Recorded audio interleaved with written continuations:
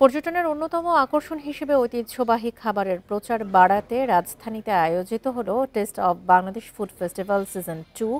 5 তারকা হোটেলের খাবার দুটোরই রসনা বিলাসের সুযোগ একই আঙিনায়। রাজধানীর বনানীতে এই আয়োজনের শেষ দিনে আজ ছুটির কারণে ছিল দর্শনার্থীদের ভিড়।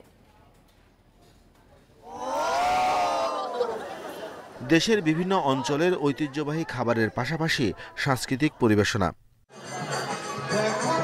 ট্যুরিজমে স্থানীয় খাবারের প্রসার এবং বৈচিত্র্যময় খাবারগুলো দেশি বিদেশি দর্শনার্থীদের কাছে তুলে ধরতেই বনানীর কামাল আতাতুর পার্কে করা হয় এই আয়োজন।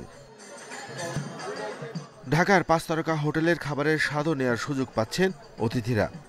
আমাদের স্পেশালি সিগনেচার চা আছে, গুড়ের চা, আর আইসগুল্লা আছে, আর বিফ চাপ, চিকেন চাপ। আমাদের হাইজিন মেনটেন করে, এই জন্য আমাদের দাম অনেক বেশি, বাট আমরা রেসপন্সও ভালো পাচ্ছি। আমাদের ফুচকা, মাটন বিরিয়ানি এবং সরিষা ইলিশ অনেক ভালো রেসপন্স পাচ্ছি। রয়েছে দেশি খাবারের পসরা, বাকরখানি কাবাব, কুমিল্লার রসমলাই, খুলনার চুইঝাল, শেরপুরের ছানা পায়েস, বগুড়ার দই সহ রয়েছে নানা বাহারি খাবার। Yeah, it's very nice. We have a lot of choice, a lot of different tastes, especially the Bogura dough is very nice. It's famous and we can taste it now. Why it is so famous? It's very tasty. দুধের ক্ষীরের মধ্যে ছানা ডুবিয়ে, ছানার গুটি টাইপের ছানা দিয়ে এই ছানার পায়েসটা তৈরি করা হয়। এতে আপনি পায়েস এবং মিষ্টি দুটো স্বাদই পাবেন। চিরার মোয়া, যেটা আমরা 4 দিনের জন্য প্রিপারেশন নিয়ে আসলাম, সেটা 2 দিনে আমরা শেষ করে ফেলেছি।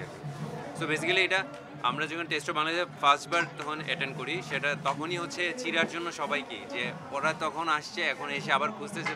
কক্সবাজারের সামুদ্রিক খাবারের পাশাপাশি পার্বত্য এলাকার ব্যাম্বো চিকেন, চট্টগ্রামের মেজবান সহ বিভিন্ন এলাকার খাবারের মাধ্যমে তুলে ধরা হয় যেন এক টুকরো বাংলাদেশ।